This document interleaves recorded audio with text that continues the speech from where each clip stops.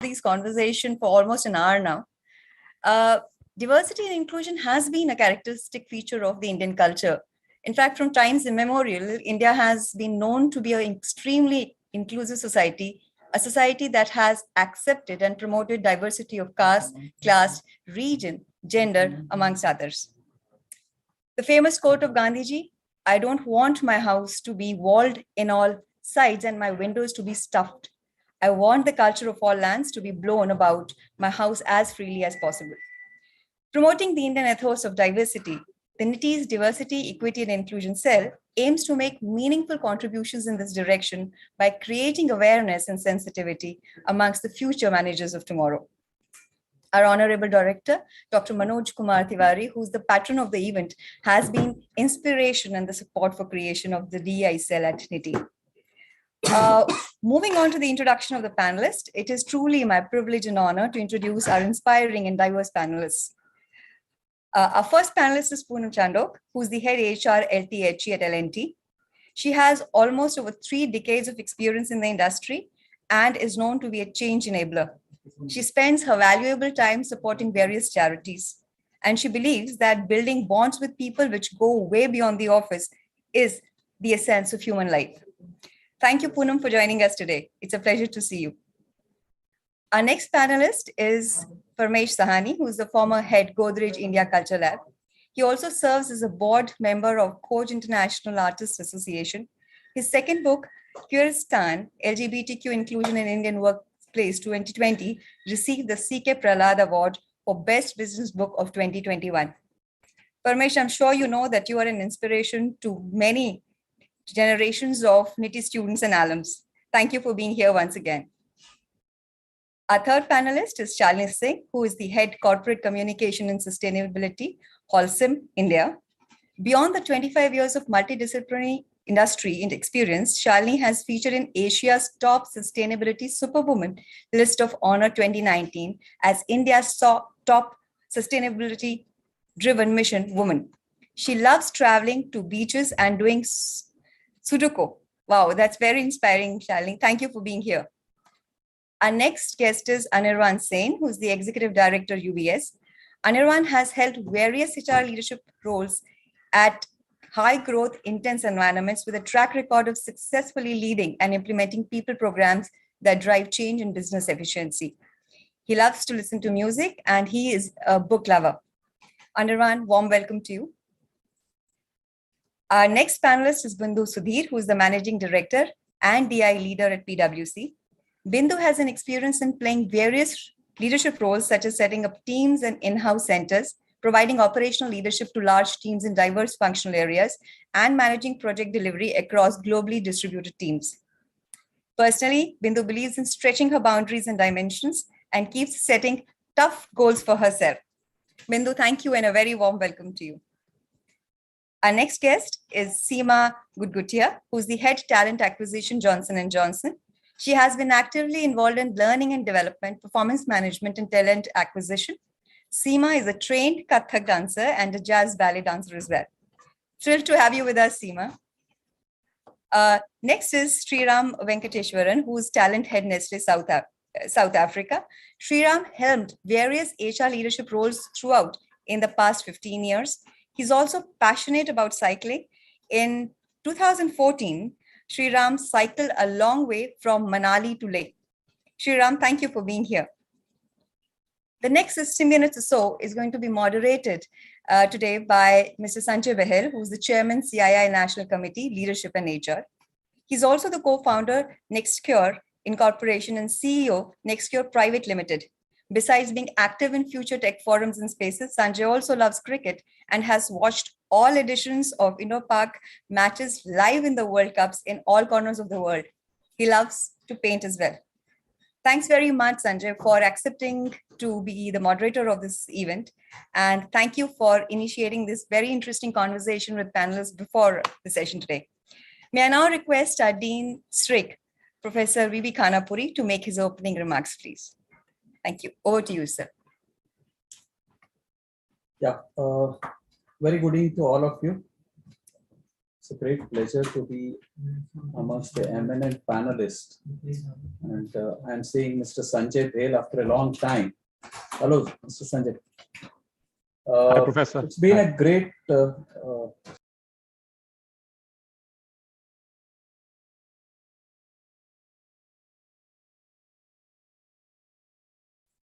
You're on mute, sir. You're on mute, sir. Okay. Am I audible now? Yes, sir, you're audible. Yeah. Okay. I think after I said hello to Sanjay, I think it got muted because they don't want me to talk more. I think Sanjay will take care of it, right? Okay, fine. Anyway, as a part of the opening remark, it's a great pleasure to be part of this session, which is on Rainbow Strategy, Synergizing Diversity Spectrum. Let me give you I'll say, a quick overview of what we do at NITIE in terms of diversity, equity, and inclusion. It's not just about having a cell here at NITIE, but we are having very strong conviction about what we do at NITIE. In fact, it is our core principle for most of our approaches we follow at NITIE, and we ensure that we take care of certain things to, like, let's say we are encouraging students to take part in terms of doing social entrepreneurship. Then we are also trying to look at how they can contribute in form of various events, so that it's not just about gender diversity. We are trying to have a tie-up with some of these organizations to encourage the diversity as far as institution is concerned. We have a very great legacy of 6 decades, and we are happy to be there in terms of saying that we nurture these bright minds into great brilliant leaders, and they all go back to the industry, do great work in all walks of industry and life. And throughout their journey, there's one thing which we instill in the minds of our students is, how do we bring in this concept right as a part of the system? They try to get it internalized through their learning. In fact, this culture, in fact, emphasizes a kind of continuous learning, which has been always part of our institute. We have a very good team which is working on these dimensions, and as the cell, we actually take pride in taking a pledge on the objectives like building a diverse, equitable, and inclusive ecosystem, try to promote the voice of the underrepresented across the various spectrums in the society, and also fostering dignity and respect in the workplace. This is how we as an institute try to contribute. I'm sure with the kind of panel members we have today, we will have a very enriching session ahead, and I wish all the members attending this program a great learning experience. Thank you once again. Wishing a great learning session ahead. Thank you very much, sir, for your encouraging words. May I now request Sanjay to please commence the panel discussion. Over to you, Sanjay. Thank you, Pasna. Thank you, Professor Vivekanand Khanapuri, for your extremely inspiring opening remarks. In fact, they've already set a very powerful tone for the ensuing panel discussion. So thank you very much. And thanks, Pasna, for your very kind and generous introduction to myself and my co-panelists. And I think just by the introduction, it's fairly evident from the unique profile of each of the panelists today that we have, that the first step to truly include diversity, diverse individuals for this kind of a topic on DEI has already been very aptly and successfully taken by the NITIE team. And I compliment the organizing team for the same.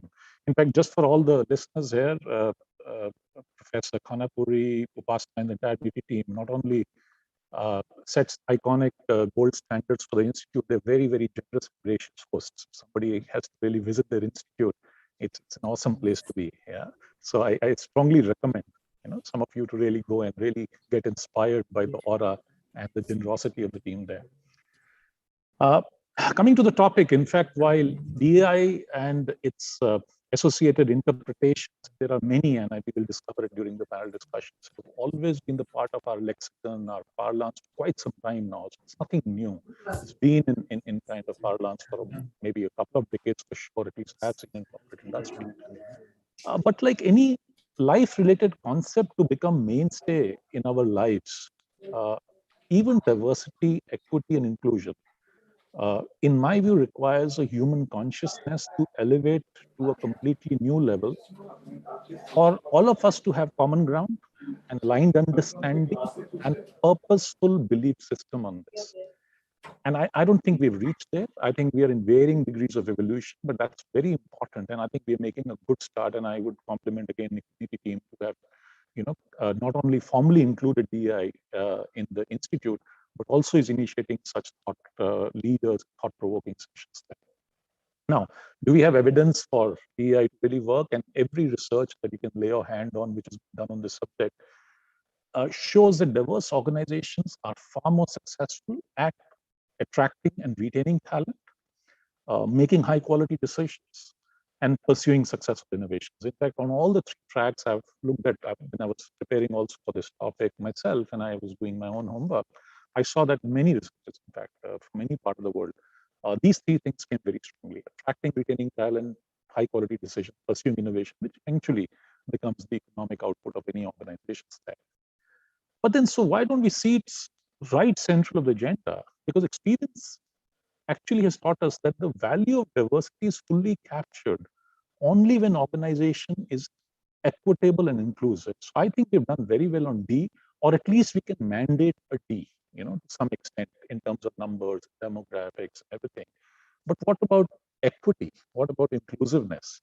When the systems, leaders, and peers have to foster a welcome and fair environment so that the opportunity, talent, and potential is missed. This is going to be the tone of discussion as we take. I thought that I'll just set some, opening kind of context for each one of you. In fact, in the recent statement on economic case that I talked about, the International Labour Organization actually gave statistics that companies which were more inclusive in terms of business cultures and policies saw 59% increase in innovation and 37% assessment of customer interest and demand. Now, you just present these numbers to any board of any corporate there and say that, look, you will have about a third of your customers, 35 to 40% increase in customer interest. Why will anyone say no and still these things don't happen?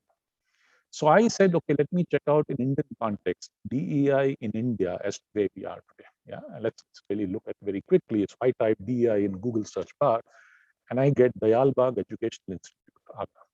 Yeah, 110th in global ranking or India ranking or whatever it is. So it's not even a word which has really gone into, in a Google keyword if you do DEI. So you have to actually type diversity, inclusiveness, all that stuff. So clearly there is some distance before even the Google algorithm will pick up DEI. And despite 40% increase in innovation, 60%, all kind of numbers that I already shared with you there. Now, much has changed over the last few years, and I just want to set a few questions and really move to the panel, including the ongoing and endless COVID phase that all of us are going through. It's kind of endless, and we are all fatigued with it. I understand, and you will obviously relate to that. I think it's high time already that we bring this topic to the fore and debate it in context of our workplace and our life. Yeah, both. And there are many imperatives of this. And this is now a list of a few questions that I'm going to set, and then let's go to the panel and really be specific about some of these. Now, in 2020, post the COVID, all of us moved to remote work. Yeah. Some of us in varying phases of opening have chosen to come back to office either fully or partially, or some have decided, okay, it'll always be remote. But majority of us are at hybrid kind of a model there. Now, it has a direct impact on diversity inclusion there. Now, will coming to work full-time set up a path for higher pay? Because you don't need to come to work full-time now. We've all discovered, and it's not a 1-2 month discovery, it's a 2-year kind of a running of operations there. Will it fast track promotions? People are going to ask that. I'm coming full 5 days. Somebody's sitting at home and working. Are you going to give me that? So how does that really impact? Or a hybrid environment, will it cause a completely different set of biases, which can come, in a very different, people who are at home will feel very differently about the people at work. And how do we really cope up to that? Or will employees from minority groups feel safer and less discriminated because they're working from home? So women working from home suddenly have a very different kind of a sense of inclusion there. So what happens to some of these things? Now, unconscious bias, training for that, we've been doing. But will the organizations now start conducting engagement surveys to really put the unconscious bias training and understand the impact that we are having? Now, gender identity and expression, again, we have a very illustrious and accomplished leader in our panel today who will talk about it. Gender identity expression. We have seen corporates pledge their support in changing brand colors to LGBTQ, flag colors during the Pride Month. We've seen all that. But will we also see the emergence of enabling progressive policies, such as same-sex partner benefits, extending employee healthcare benefits, gender reaffirming surgeries, or create equal opportunity workplaces by using gender inclusive language, communication, gender neutral washrooms, employee support groups, or will we see shift in communication where look at the company may kind of go to L&D website or go to heavy infrastructure company website, or most of them, you see male, able-bodied, fitting the set molds, represented there. Now, will we start seeing ethnic groups, genders, people with different abilities, diversity, all these things coming into our promotion material there? So will we change the gender identity system in our employment forms? Let's ask these corporate panels. All these are people leaders there. For example, under the gender box, are you ready to now put male, female, non-binary, transgender? How many companies today on the panel do have that today? Yeah?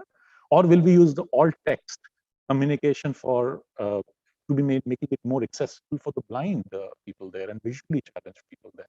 55 plus cohort, I was just reading somewhere, is going to be 1/4 of the talent even in India. Forget about the societies where aging is been there for some time.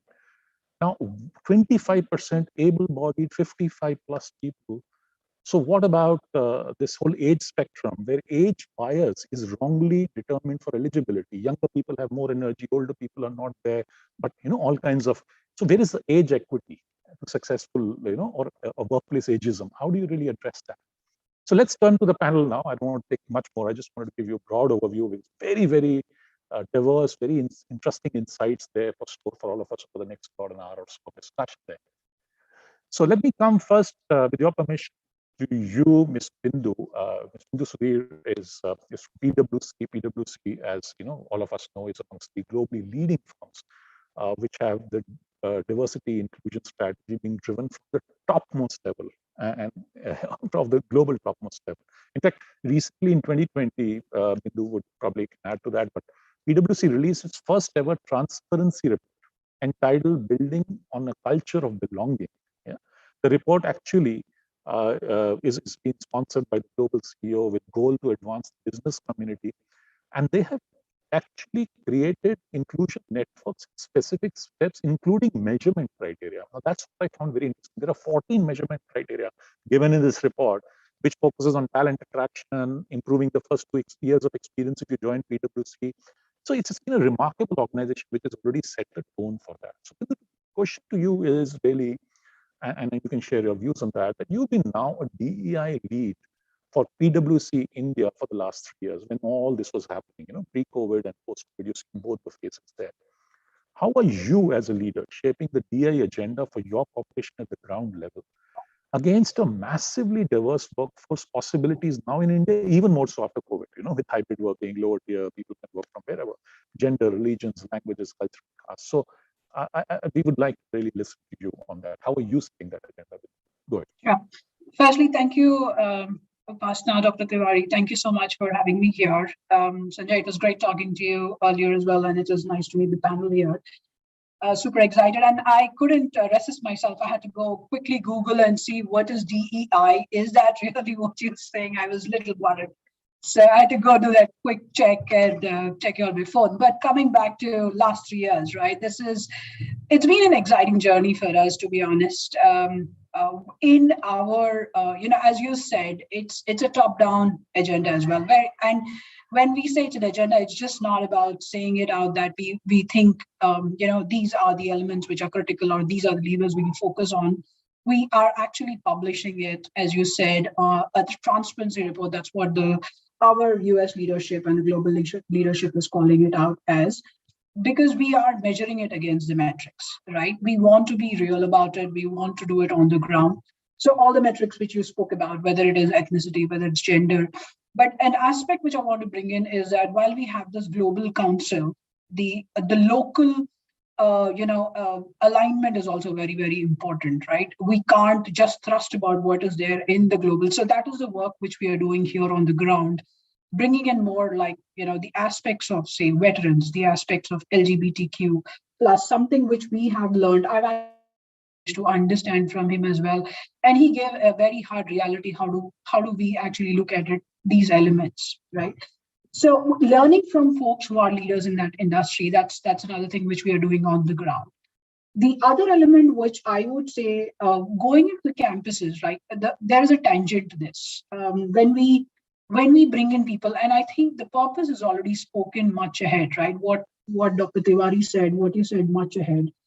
It's very important for students to have a purpose when they go into certain organization as well. So when you orient them, you have to understand what are those levers which makes them more belonged.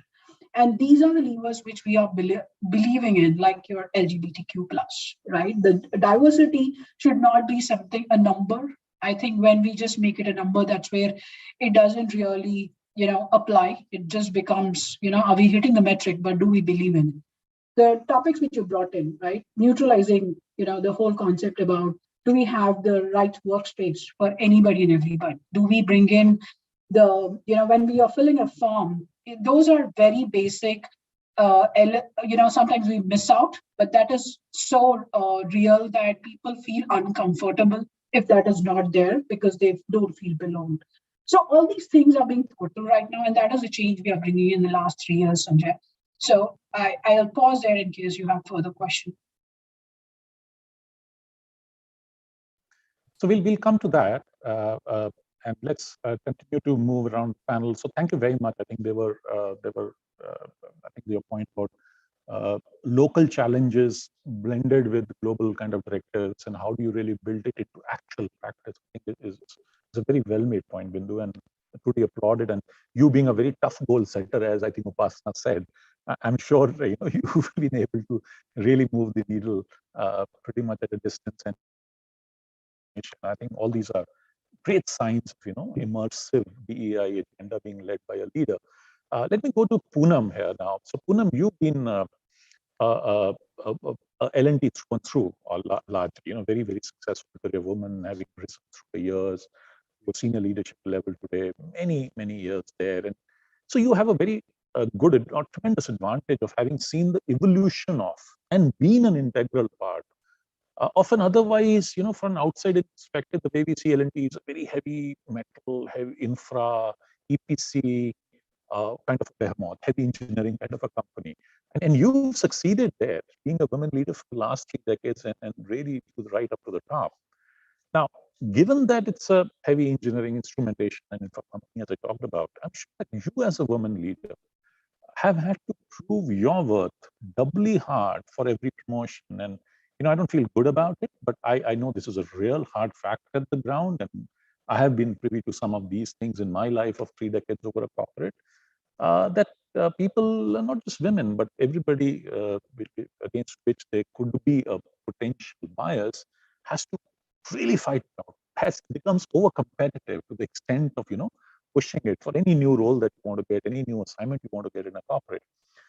And L&T, understandably, given engineering skew and the STEM career skew, is a male-dominated environment, so including decision makers there. So recounting your personal experiences, Poonam, both at work and at home as a woman, what learnings would you like to share? Specifically, I want to just get this agenda started as a women colleagues in corporate sector, because even there we have such a distance to travel. And how would you design, if you get an opportunity, an organization which truly celebrates? Let's start with gender diversity and inclusion. So over to you, Poonam. Oh, that's a whole lot of questions. So about in an organization like L&T, how difficult is it or how easy it is? Actually, in a sense, yes, you have to prove yourself, but then every single person needs to prove themselves. You have to answer a few more questions than others, honestly. And I'm saying this after joining this company as a management trainee to where I am today as part of the top leadership team. You have to answer a few more questions than others. But I think what has really worked for me in the journey is irrespective of my gender, it was my work ethics. And if you have very strong work ethics and you stick to those work ethics and and have some I have some very sharp, I would say, performance driven work ethics, I ask myself a question at the end of every day, that have I earned my salary? And it's very funny that at the end of 30 years that I'm still asking myself that, but that's a question which helps me think through how my day has been. And every day you will not get an answer as yes, okay, because some days you are not your best form, but being conscious of that, you actually then come back with more vigor the next day and to prove yourself and to make sure that you've earned the salary for that day. So that kind of a ethic has really probably motivated me every day. I don't wait for other people to motivate me. It motivates me every day to do my best.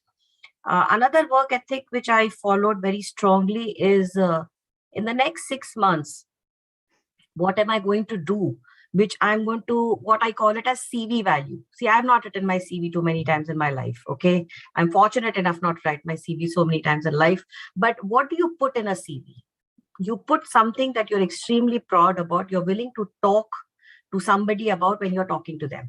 So every 6 months, I have said that I will do something that I can put in my CV. Again, a self-motivation kind of a thing. And 6 months is a very long time. You can't really at the end of 6 months tell that, oh, I could not do anything, and, or try to give yourself excuses, especially because these are not targets set by somebody else. They're your own, set by your own self. So that is another way that I found that I could push myself to deliver something new, to do something new, either to add value to myself and by virtue of which add value to the organization. So when I became a mother, I think I added a lot of value to myself as a human being. And eventually that compassion, that understanding, and everything that comes with being a mother comes to my workforce, comes with me to the job. So, you have to add value to yourself or to your organization every 6 months and keep looking at that. So a couple of these things that I did, probably anybody can do, not probably, actually anybody can do.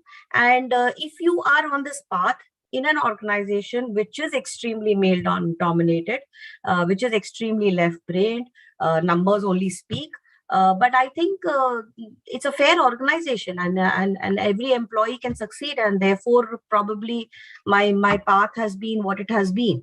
But you have to have that kind of a work ethic. Agree, completely. Yeah, in fact, sorry to cut you. I think very, very simple but very profound insights there. Go ahead, Poonam. You wanted to add something? Yeah, please. If I have 2 minutes, I would like to say about personal life, the second part of your question. Yes. I think the second part is extremely important of how did I manage and balance between my work and my home. And that's a real struggle for every woman. That literally, how do you balance these various stakeholders of your life who want a part about you? And I want to narrate, and I mentioned that to Sanjay, and he really liked it, so I would like to narrate it to everyone. So there was one of those days where, my daughter, my parents, there was work at office, and everybody was kind of clamoring for a bit of me. My poor husband is the only one who stands on the side and waits for his turn, but nobody else has that patience. So at one point in time, I just got so frustrated and I was ready to cry. And I said, just cut me up in parts and just each one keep one. There's no other way I can meet all these demands that you people keep making of me. And my daughter was just around maybe 12 or 13, and she was there when all this was happening, and she says, "But mommy, why are you feeling bad? You should actually feel proud of yourself.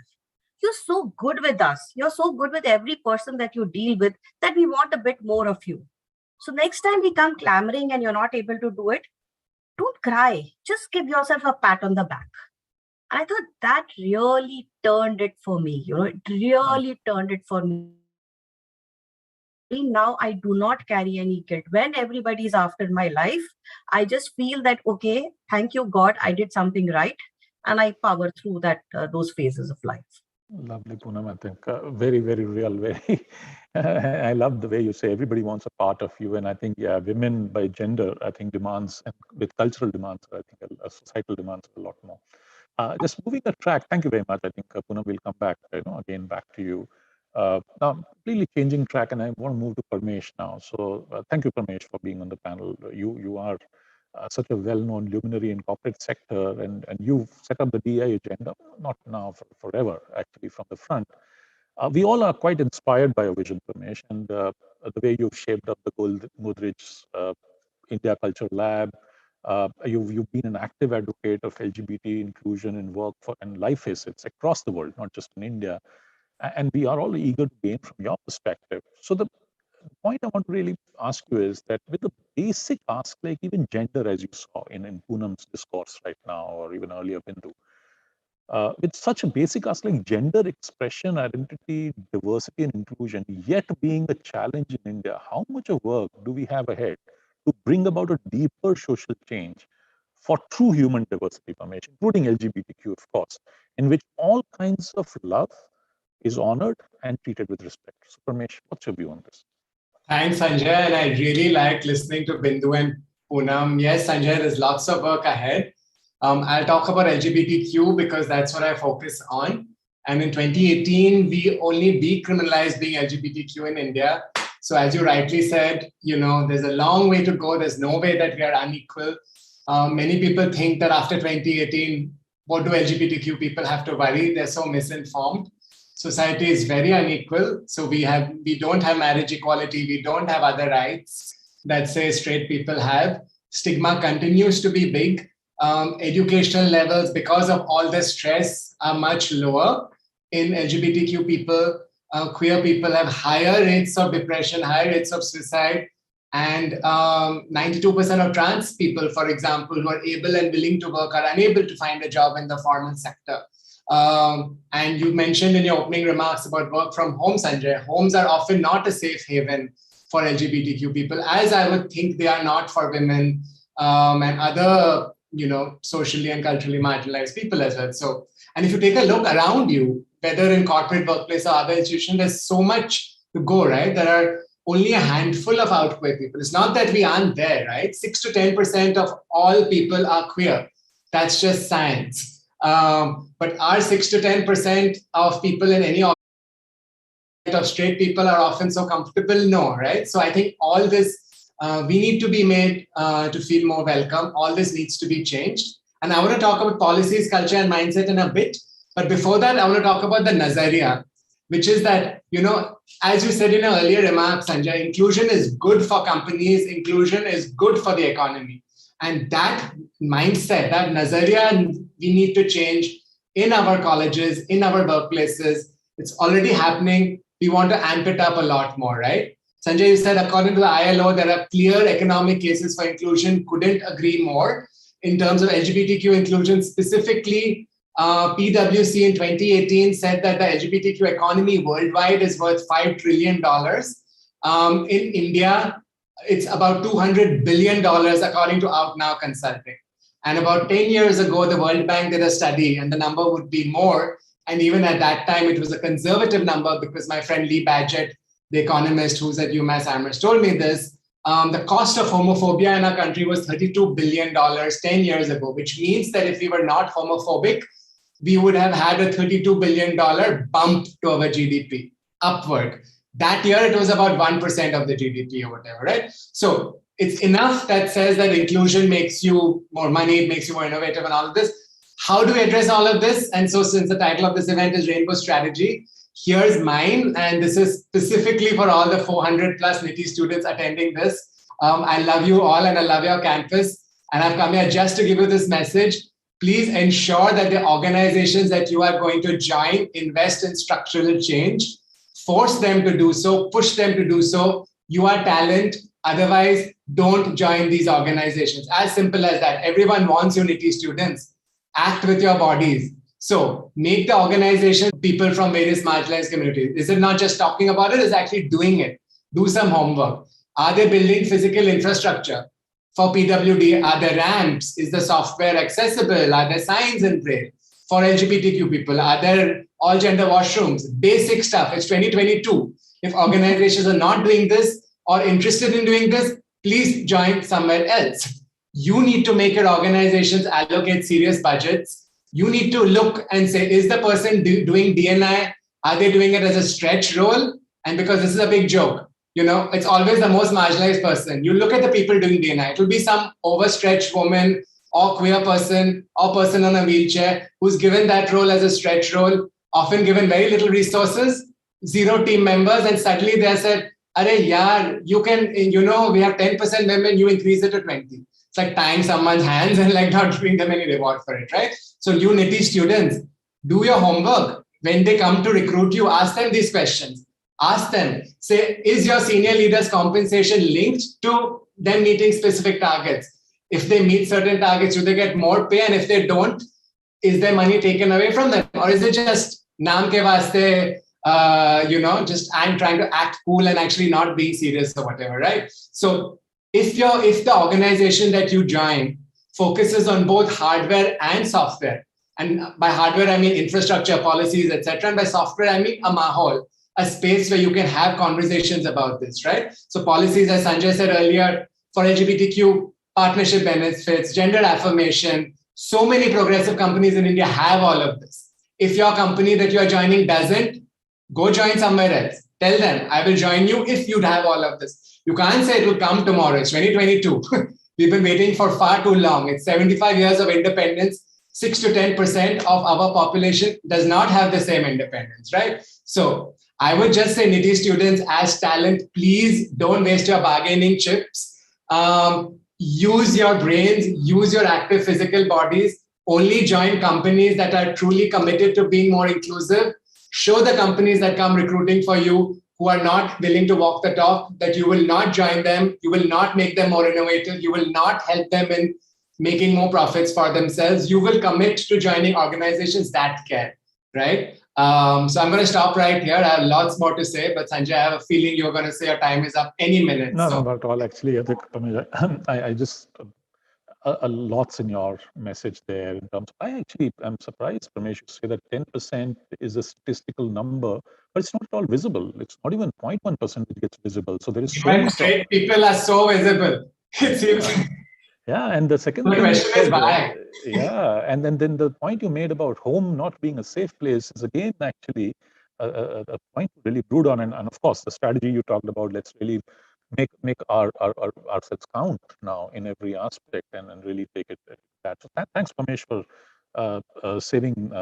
for sharing your views there, and I'll again come back to you.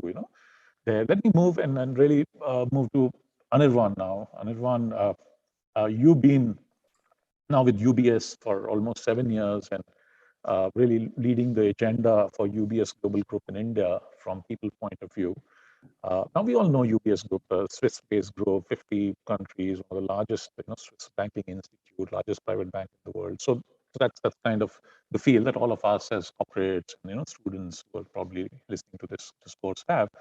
Now, it is a company based out of Zurich, Behl, and this traditional model is a Caucasian leadership, 50 plus male group, though the recent things are quite encouraging. And some of the stuff that UBS is doing in terms of DI has now become, I understand, a CEO level agenda.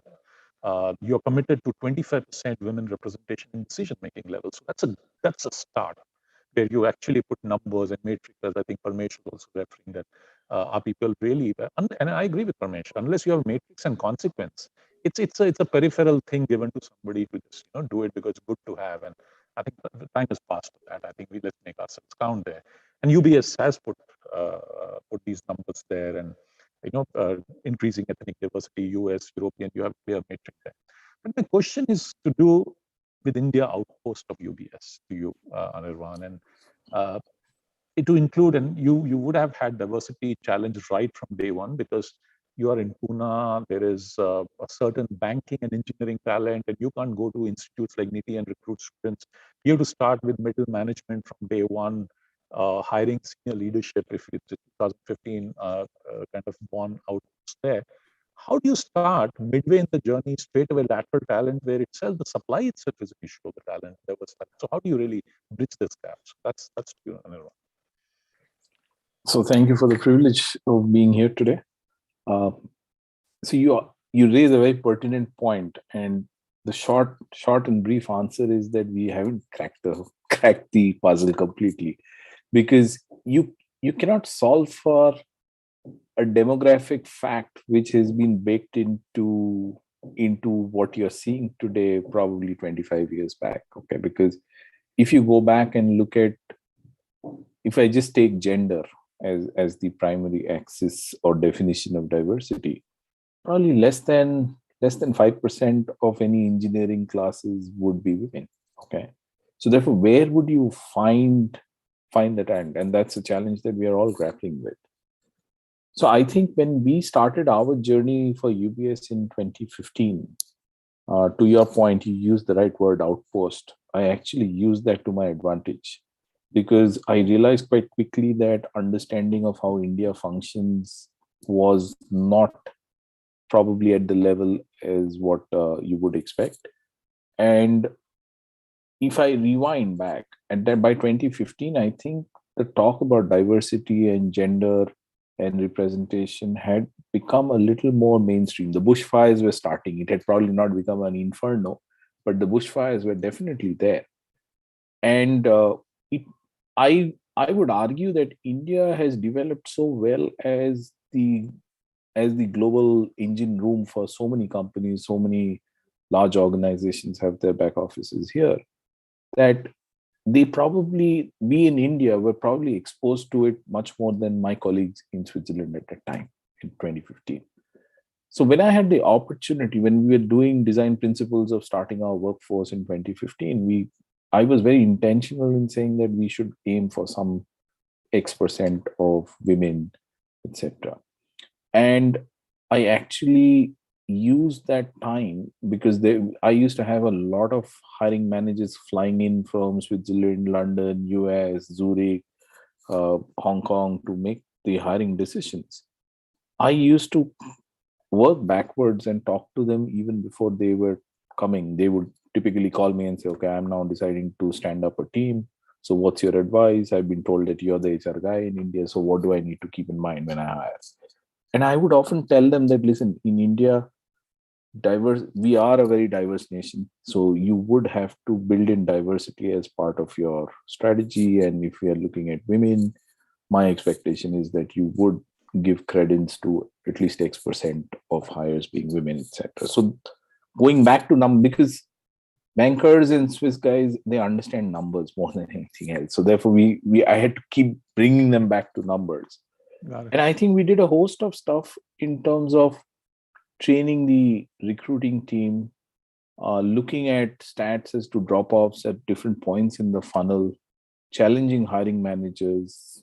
I didn't shy away from hand-to-hand combat where needed. It wasn't easy.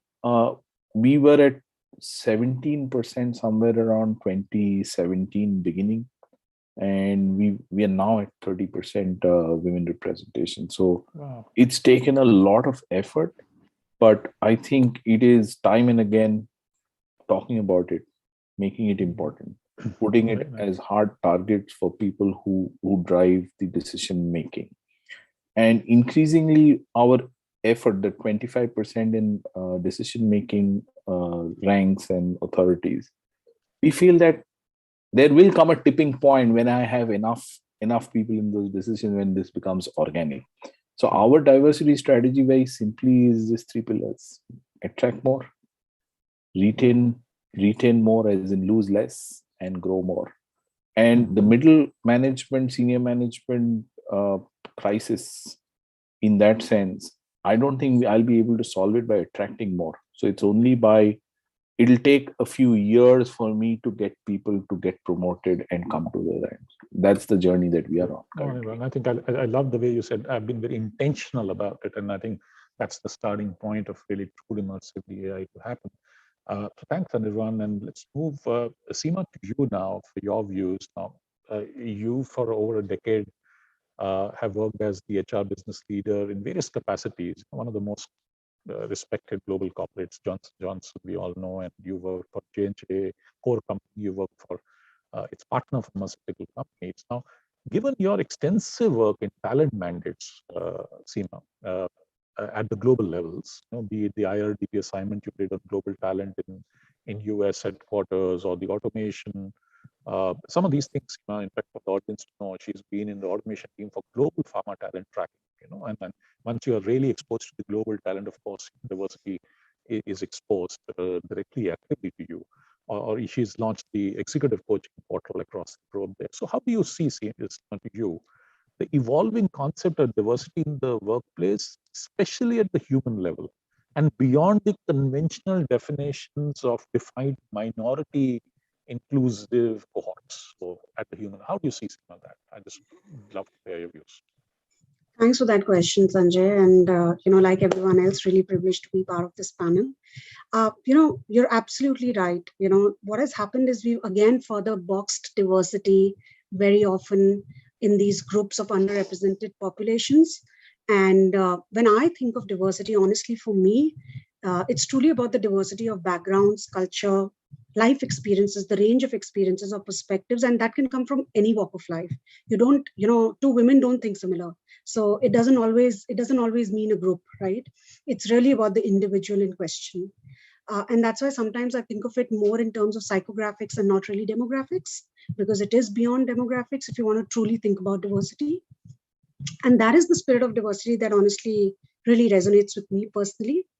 And it's very well reflected in the DEI vision for an organization like J&J, which is where I've been pretty much all my career, because it does call out how do we enable individuals to really leverage their own unique experiences and backgrounds, because that's what can spark the solutions for a bigger, better, healthier, and a more equitable world, so to say, right? One of the quotes that I love to share every time I think about diversity, which is by Malcolm Forbes. And he says, diversity, it's the art of thinking independently together. And I love that because it is about coexisting for yourself, but also as individuals, but also together. And that's something that can really spark and enable innovation and solve for the most complex problems. If you just look around, right, in today's times, Shark Tank is a fantastic example when I think about it, where talent is just coming from all parts and types, and it's just propping from anywhere, and probably even from some of the most unexpected areas. And I think it's a great, we were reflecting as a team when we were talking about Shark Tank that, this is the true sense of recruitment as well when you're hiring, right? That it can come from anywhere. Don't put those blocks and those borders to your thinking when you think of who could do a certain role.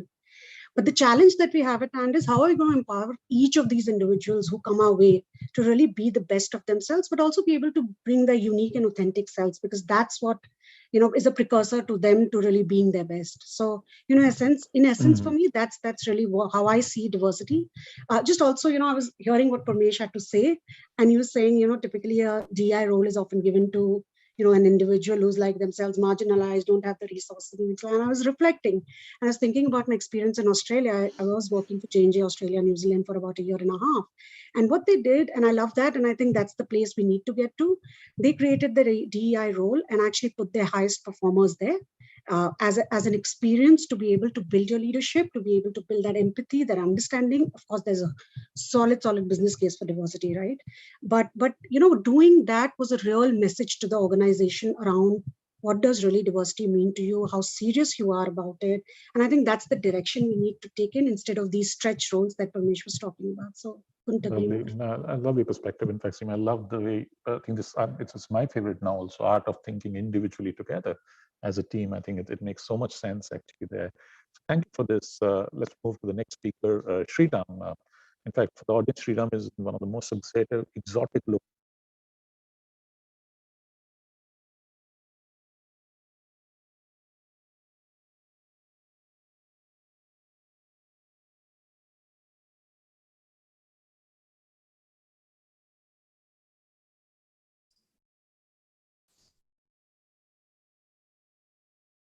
Have we lost Sanjay for a while? Yeah.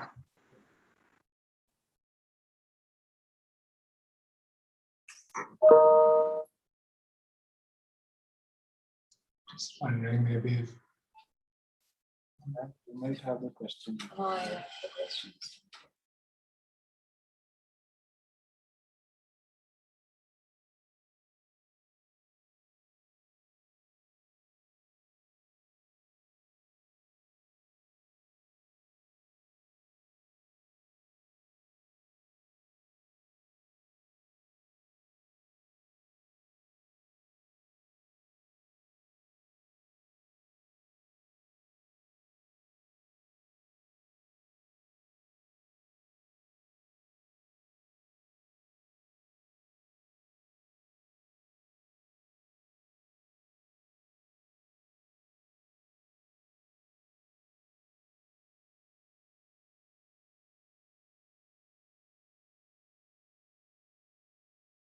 So, one of the things is that Nestle is world's largest food and beverage company, and it has been known to have this core value rooted in the respect for its employees and stakeholders.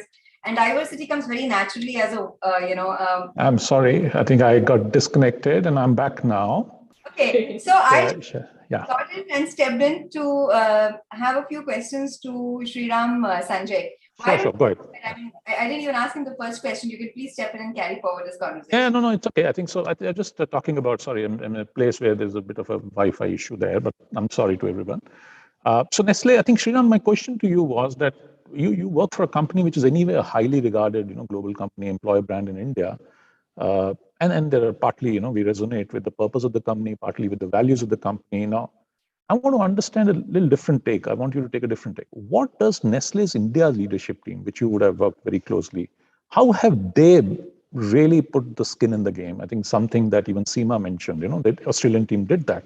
So I was just inspired to ask you this, that how is Nestle's India leadership team playing this, furthering the gender diversity? And it would be awesome if you can give some live examples like Seema did it. It's far more relatable. What's happening in India? What's happening on the ground?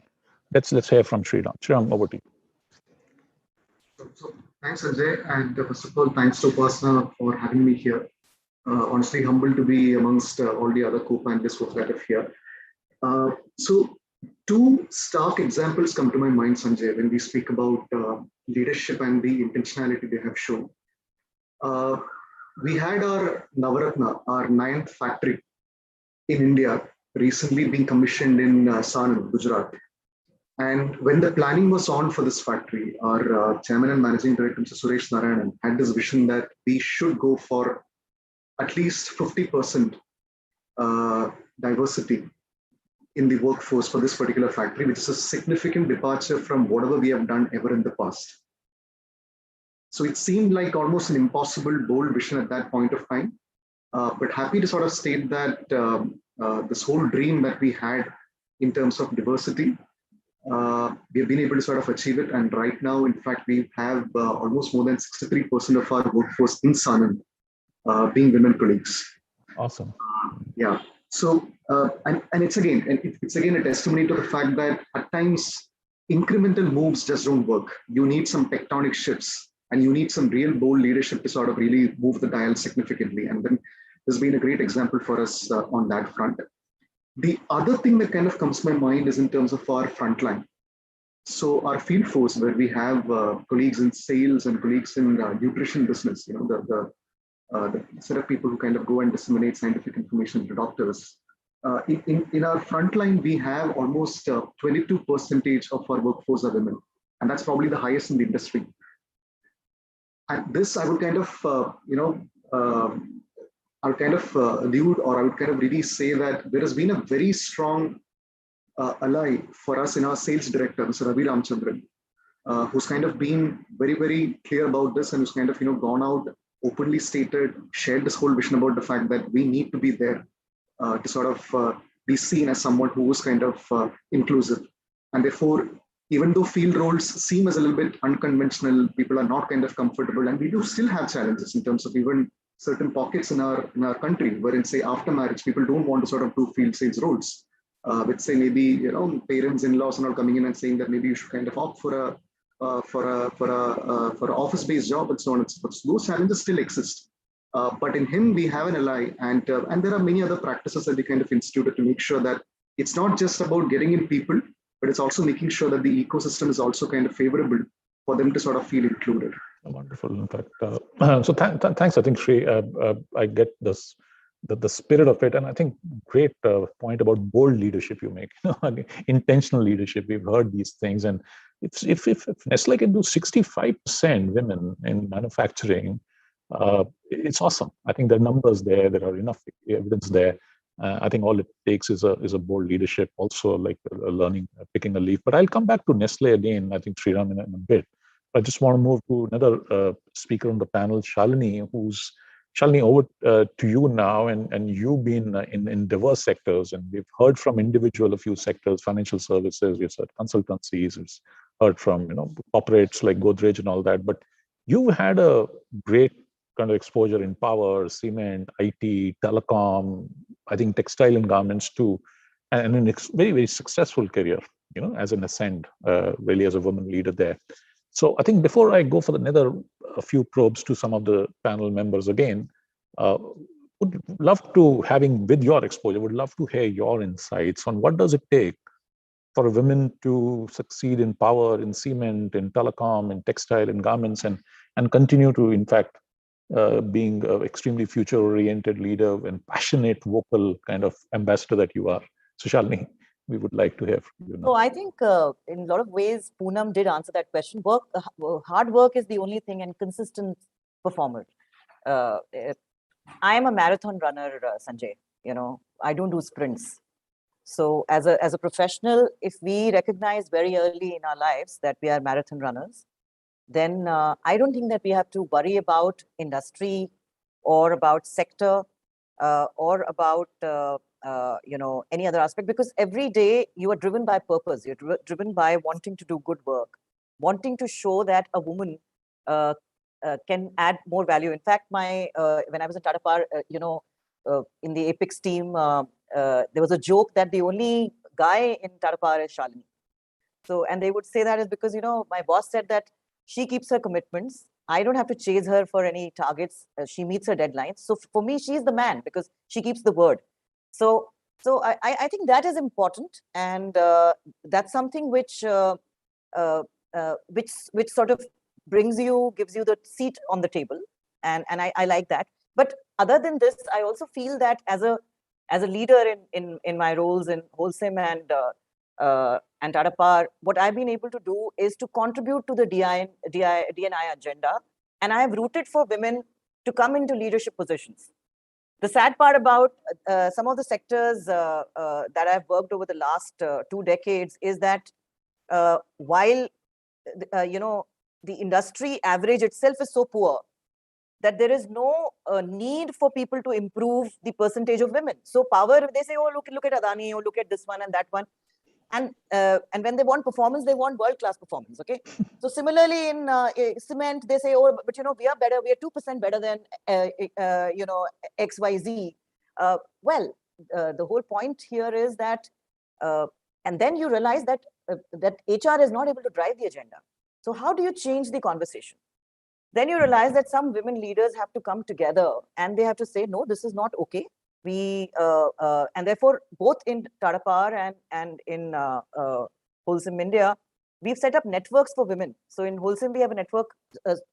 4 months ago, we set up a network called Urja, which basically provides them a network to reach out to few of us who are in the in the leadership position for any issues, counseling, etc., and try and give them opportunities for catching up with other women leaders, getting inspired, etc. So I think that in infrastructure, the unfortunate part is that HR is not empowered enough to push this because of the industry averages being so poor. But I think that it's an easy, look at Poonam's example, it's so inspiring. It's easy if you as an individual are a good employee and you want to add value, there is absolutely no complication there, Sanjay, at all. Really. Getting it. And I Yeah. think behind my success have been only men. I have never reported to any women. So All I men always bosses. tell this in all my organizations that I'm a case study where all my bosses have been my mentors, and I have no complaints. If I had not done my work, then you can't complain that that they are wrong. I mean, Shalini, I was thinking, we would have succeeded the day we have a man on this panel saying all my bosses have been women, and I've still done well.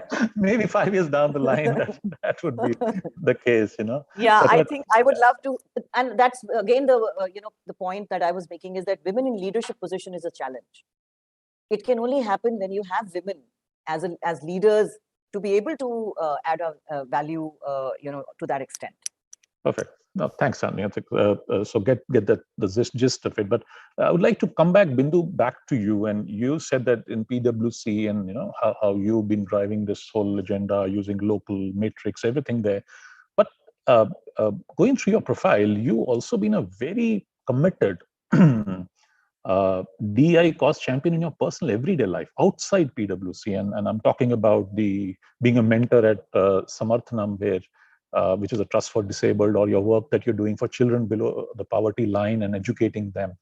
Now, most of us want to emulate you, but fail to do so because there is always a defense, saying extreme demands. As I think Poonam was saying, I think everybody wants a bite of you. So how can you manage so many balls there? All in the air. So what makes you exhibit high levels of commitment and devotion? And you also have a family. You also must have kids and husband and in-laws and everybody wanting a bite for you. So how do you balance this work in life? And this is extremely critical, given the cultural and societal context of women in mid-management to leadership as to when they grow. So your perspective, Bindu. Yeah, Sanjay, before I jump into my personal thing, and this was where I'm a little concerned that usually I don't talk about what I do personally as well. But before that, I'll take a minute just because when I was hearing all the panelists, my co-panelists here, what Sanjay said, what Poonam said, and what Charlie said, in terms of when it is DEI, especially the thing which really registered for me is that the whole concept of giving it to somebody and stretch them. Well, that's not the case, which is happening to us as well in PwC, because we are identifying folks who are high potential, who believe that this is something they want to do and give an impact, right? So that's how it becomes a passion. So I just wanted to first lay the foundation why personally also it is becoming a differentiator for me, because I am a consultant. I have a business to run, and I have to also identify people who will do that with me as team. So it just doesn't become as a stretch goal. So we are trying to change that agenda. And hence, when I switch gears to the personal story there, right? So again, let me step back. Fundamentally, when growing up, seeing your mother who retired as a principal teaches you that financially a woman should be independent, right? So when how does it work? Education is very critical. So when you look at NGOs like Samarthanam, or when you look at Dream a Dream, it is very, very important and critical that the children have to be educated well, right? So that becomes a personal cause. And when you're trying to do that, you try to balance it with your infrastructure, the whole hardware and software concept, which Parmesh was talking about, right? You need an infrastructure, whether you have awesome bosses who will support you in these roles you want to play, the family which is there with you. My mother-in-law takes care about stuff at home. My husband, again, takes his turn waits when we are trying to juggle other stuff. It becomes critical for the infrastructure also to be supportive. And you do it by yourself. When you, as a consultant, we start navigating through that, right? So I think personally, it became, more. The passion is what is driving it, both personally and professionally, and is giving me that opportunity to do what I really like. Great, thanks. I think that's very clear about it. I think Bindu, and I think that really appreciate. Very quickly, given the time is only about, I think we have 10 minutes left there. A word on from Poonam, from you, maybe just a 30-second thing. What is this Groofy initiative we keep hearing in L&T? Something called Selfie in a Group for Diversity. Just a line from you. What is this about? So while when we talk about D&I, the instinctive reaction of people is that we need more diversity. And we said, let's turn it around. We have a lot of diversity. Okay, let's look at the diversity we have. We have more than 60 nationals working in our organization, all kinds of languages from all kinds of states, from all kinds of cultures, all kind of educational background, all generations are working in L&T. So we said, why don't we first celebrate the diversity that we have? And therefore we came up with this a concept of a groupie, where we said a group, of any location you can take, and you can click a photograph of the team working there and tell us how diverse you are and how are you celebrating that diversity.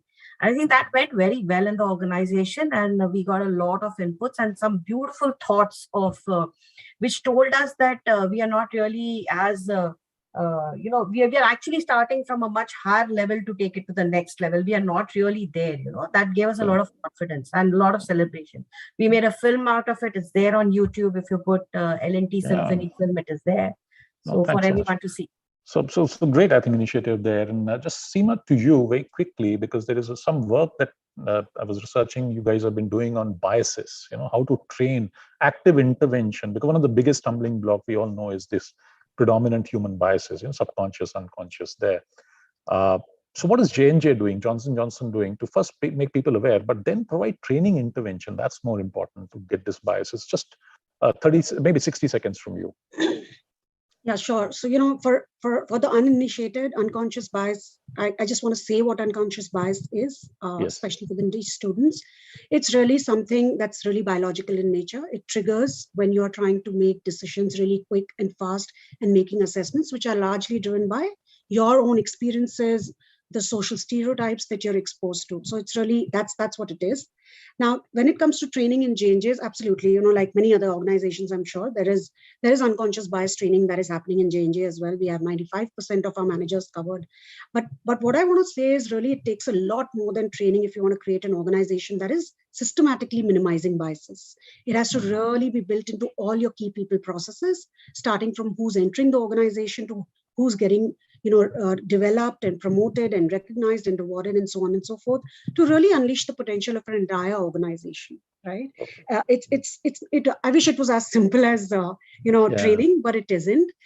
And just to the tune of, if I think about hiring, because that's one area that I'm really invested in, J&J has invested a lot in the artificial intelligence technology to take away the biases from, let's say, job descriptions, for example, making job descriptions really gender neutral so that the attraction that it creates is a more diverse pool versus a certain gender. It's not a masculine or a feminine. It's really gender neutral in its approach. There are certain other things that happen in J&J. One is, there's been a governance that has been set up to ensure that we have diverse interviewing panels, to ensure that we're cutting through the biases if the panels are very homogeneous in that sense. So that would be the other one. And I'll end by saying, honestly, for me, what has really touched a chord has been as part of this whole unconscious bias rollout in the organization. We've had leaders to actually talk to their teams and have dialogues which are very authentic and reflecting where they themselves have been biased. Where have they displayed bias in their decisions, and what's their reflection from that? So, in totality, I would say it takes a lot more than just trainings to combat something as innate as unconscious bias. Totally with you. The last question, in fact, I want to again go back to Parmesh. You had a rainbow strategy for corporates. What's the rainbow strategy for life, for homes, for educational institutes? What do we do there? Because these orientations will start pretty early in life. So how do we get society actually become a little more acceptable to this expression, identity, gender? So maybe 2 minutes, Parmesh, and then we conclude after that. Thanks. So I think Indian society is very much, our identities are very linked to the idea of family and parents. So I think whether in our colleges and institutions, and certainly in our workplaces, this idea of in loco parentis, I think our institutions need to often, and I actually want to talk about the workplace because honestly in India, we go through life and this has been my story. I'm sure all those at NITIE and some of the senior leaders on the panel as well, we just give a series of exams. So we give 10 standard, we give 12 standard, we're on a treadmill to give some kind of engineering, some kind of MBA, wherever it is, supply chain, whatever it is, and then we land up whether in J&J, L&T, wherever, Godrej, wherever, right? So unlike in the West or other parts of the world where we have time to articulate who we are and explore various aspects of our identity, including things like who do I love, what is my favorite color, what are my values, all these things. In India, we're so busy giving exams and trying to enter this funnel, we don't. So I think our institutions have to serve in loco parentis. Our institutions have to do the work that our parents ideally should have done, but didn't, because all they told us is get good marks. And our institutions should have done, but NITIE is doing it. Kudos to you all. Many others aren't, because most institutions say placement hona chahiye, placement hona chahiye. In the middle of that, God knows what happens. So I think workplaces and other institutions also hopefully should act in loco parent. Now, what do good parents do? Good parents listen to their children. They ask them what support they need. They use their privilege to create infrastructure so that their children can flourish, right? This is what Tata Steel did when my friend Anubhuti wanted to transition. She was the first person who transitioned at Tata Steel. They didn't have a gender affirmation policy. They didn't have transgender washrooms. They listened to that one small junior employee. They created all of this. And today Tata Steel is putting out ads in newspapers saying they want to hire a full transgender factory floor, right? So my one thing for everyone, listen, facilitate, build bridges of love and acceptance. All of us NITIE students, we are all part of your life. So, just listen and facilitate connections instead of building these walls that divide us, right? Act like good parents. Thank you, Pramesh. Thank you. Very, very deep, profound, and very, very actionable, kind of a very simple, actionable kind of suggestions there. Thanks for very extremely, in fact, enriching, passionate, powerful discourse and dialogue on DEI. So we had a heavy panel, actually 7 very illustrious people there. But I just want to conclude 2 minutes with my take and learnings, and just that diversity. What we heard, and I think is my take, is not just about different people or genders or ethnicity or sexual preferences. Very clearly, I think what came across is that it is about different experiences. That people bring to workplace or communities, deep-seated in the contextual and cultural context, thinking individually together, the point that was made. Inclusion is not just a mere paper policy in action, trying to be in action. It is a deep-seated value that we place on diversity. And equity and equality, this is another learning I had, are not the same. In fact, they're just the opposite. Equality is about providing sameness, while equity is about respecting differences. And that's a very key thing that I take out of this there. So in sum, I think DEI must encompass a perfect blend of the 3 pillars in the truest sense, for that perfect rainbow to really spread light, color, beauty in our lives there. So finally, we cannot, another point which came strongly through the panel is, we cannot merely delegate DEI to be a peripheral, nice to have agenda to a few HR folks in corporates, like many people really said. And it's a must-have existential agenda for corporates today. So thanks, NITIE, for taking lead in organizing this. Thanks very much to each of my co-panelists for these insightful views, infectious passion, lots of energy there. Over to you, Professor Poonam, for closing remarks. Thank you. Thank you very much, Sanjay, for this enlightening and engaging moderating session. In fact, thanks very much for making our panelists come out.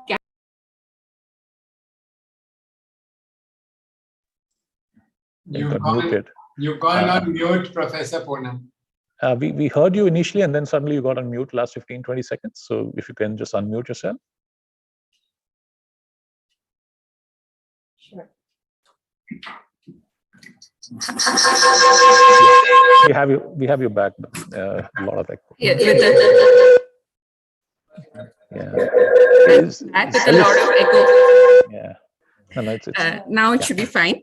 Yes, it is. So thank you very much. Again, at the cost of repetition, I just loved your moderation today. Thank you very much, Poonam. In fact, I feel very privileged to share my first name with you. And especially, when you talked about personal, self-motivation and the value addition that we do and we keep have to keep on doing that. Then, of course, thank you very much, Bindu, about bringing that global versus local alignment issue, right? Like we don't borrow everything from everywhere. We have our local concerns and we need to think about it. Parmesh, of course, for all the hard-hitting facts that you brought on the table and, your Nazariya point of view, right? So that was really enlightening for us. And the point that you made about, NITIE, I would like to extend it and say, as stakeholders, now we can actually demand this from, the corporates or the industry or the government to think seriously about D&I and not just a paper tiger, if I can say. Anirban, of course, your 3 points about attract more, retain more, and grow more would be really enlightening and motivating for our students and including us as well. Seema, thank you very much, for talking about that the broad idea of diversity, right? So I would also believe that diversity is about embracing differences and not just, some identities alone. Srinivas, thank you very much for talking about the tectonic shifts, bold leadership, and also the ecosystem perspective. It was like something we can all resonate with. Shalini, I think you are somebody who's leading from the front, you are a shining example. You talked about, and what I really liked about your talk was when you associated gender and you said masculinity in a way with keeping their word, right? So, that these are things we have thought of, and listening from you all was really, really admiring. I would be failing in my duty if I don't thank Professor Manoj Tiwari, our director, who has been a visionary, and because of his constant guidance, motivation, mentoring, that we are here today with this distinguished panel, and we would be doing much more to this. Our thanks to our Dean Shrik, who was with us at the beginning, and he shared with us what we are doing, beyond this DE&I perspective, what we are doing with students so far as diversity is concerned. Dean Student Affairs, who has always been a pillar of support, without her, none of this would have been possible. Dean Alumni for, bringing the alumni into this forum. Dean Academics for their support. So I think this is a all-around effort by NITIE. I have to thank Professor Vivek Khanzore, who's actually the brain behind this D&I initiative that you see today.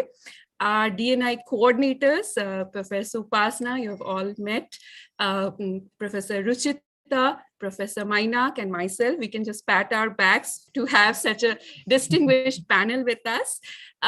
Finally, this wouldn't have been possible without our really dedicated student team. They are behind the technology, the promotion, the scripting, everything. So, kudos to all of you guys sitting here, and thank you very much. Thank you for all the support team in terms of IT, Director Office. Thank you so much. Thanks again to the panelists. We had a lovely time. Have a great day. Thank you very much on my personal behalf and on behalf of NITIE. Thank you very much, each one of you, all panelists, students, to be here. And I do see these comments on the chat box saying that next time on campus, we are really looking forward to having you all with us on campus, not just you, but also students back on campus and feel like an academic institute. So thank you very much, everyone, and have a good evening. You guys. Let me just request you for 30 more seconds, and if we can have the photograph, please.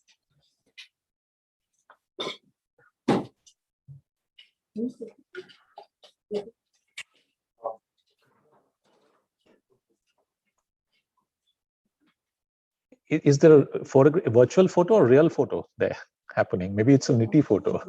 And I love the Kyrgyzstan. I see the book cover information showing. Thank you. Love you. I should have been in marketing. Yeah, you would have been very bold and upfront marketeer that you are. But it's great to have your brand. You should have been in many places. Thank you.